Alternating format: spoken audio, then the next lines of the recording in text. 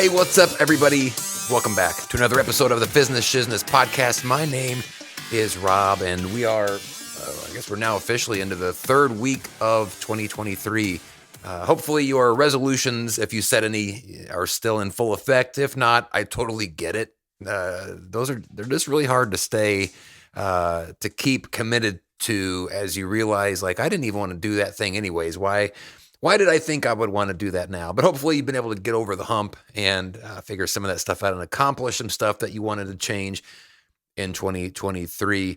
I didn't do any this year. I mentioned this a little bit on the last episode that I'm kind of at this point, maybe it's the older that I get, where I just, if I want to do something, I'm just going to do it. I'm not real good about setting things to happen in the future where I go, later, I'm going to do that thing. I'd rather just kind of do it now.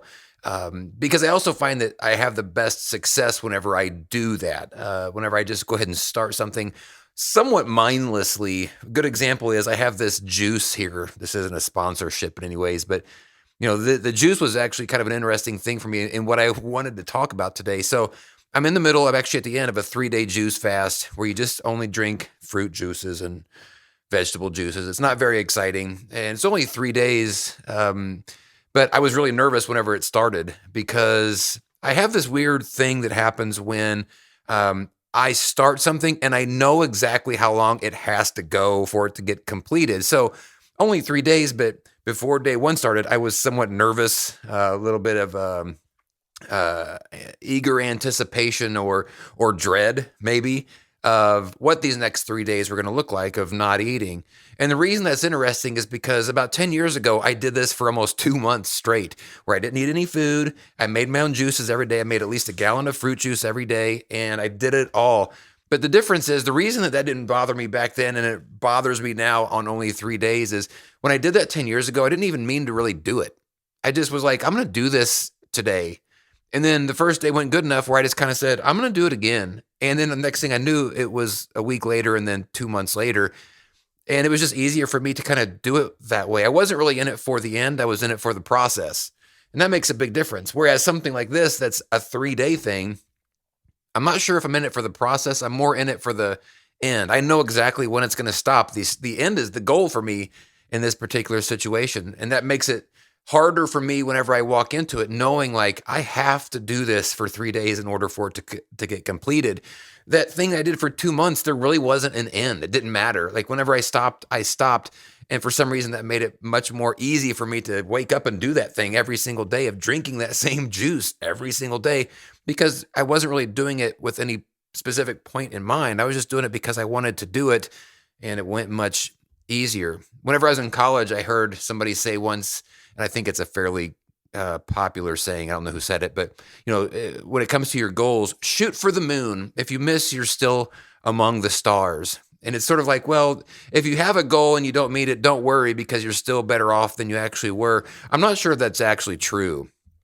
I think sometimes if you intentionally set a goal, if I didn't make it these 3 days, if I gave up after 2, I would be annoyed at myself for not making it to 3. There are no stars in that situation. If I don't reach the thing that I wanted to reach, that I set out to reach, if I fall short of that, I am too offended at myself to enjoy the view of just being out there in the galaxy floating aimlessly. I'm not at the moon. And so that bothers me. So here I am on day 3, and it went fine. The days kind of came and went as they should.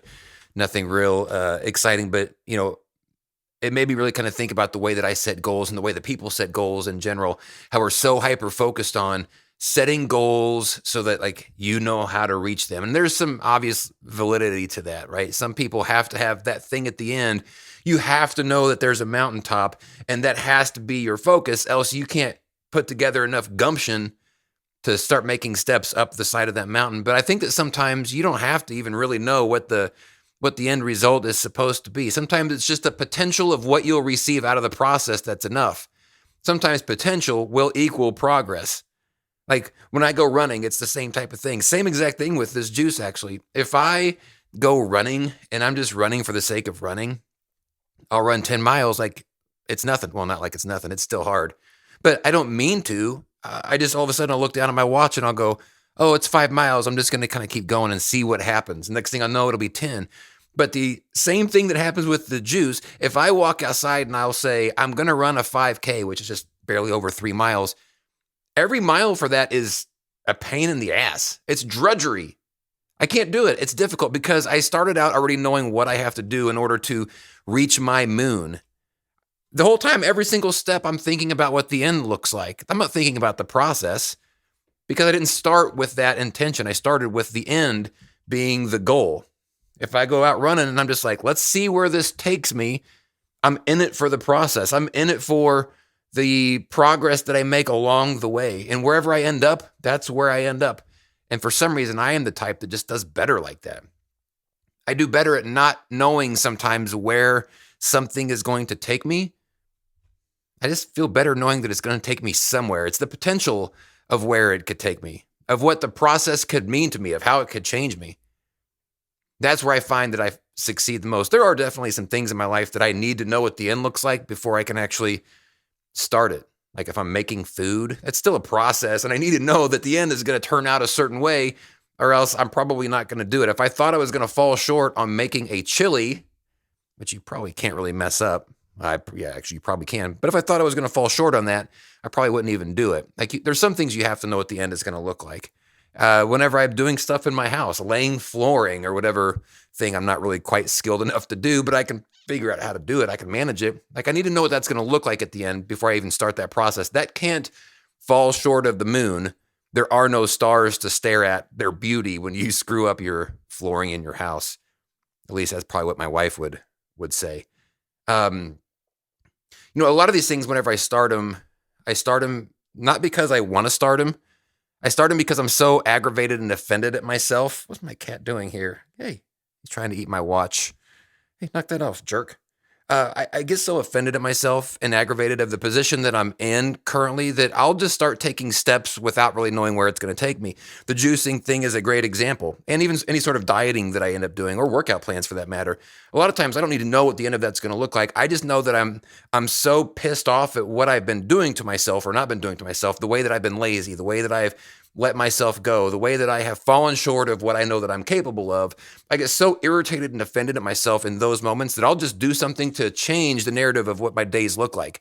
So in this case, I did a 3-day juice fast. I didn't want to. I do like juice, but I didn't want to not eat for 3 days, but I didn't want to keep doing what I was doing more or less. I needed to break my routines. I needed to break my mindset. I came out of the holidays eating so much food. I felt like I was just sick of food. I was offended at how much food I was eating. Now, look, that didn't stop me. If there was food, I was eating it. And I kind of do that every year, but I also get offended and aggravated at myself by the time that January 1st rolls around. It's not because it's a new year. It's because of what I just put myself through. I knew I was going to have to pay the piper at some point, and January is that piper. So, just keep that in mind whenever you're thinking about things that you want to accomplish, things that you want to do. If you're waiting around to figure out, well, what's the point? There doesn't have to be a point in order for you to take action on those things. Sometimes the point is the process. It's the progress that you're going to make because it takes you away from the thing that you were or that you were doing, and it changes it into something else. And that right there sometimes is all that you need in order to start. You just need to stop being what you were. That is the win. But usually it doesn't just stop with the way that you think about yourself. You have to think about it, and then you put it into action. And that becomes your goal is I just need to stop being what I was before. I don't need to run 10 miles or 20 miles. I don't need to have a certain defined thing in mind. It's not so much about the place that I want to go, but it's about ending where I was at. And that means a lot. It's usually also not easy to do that as well.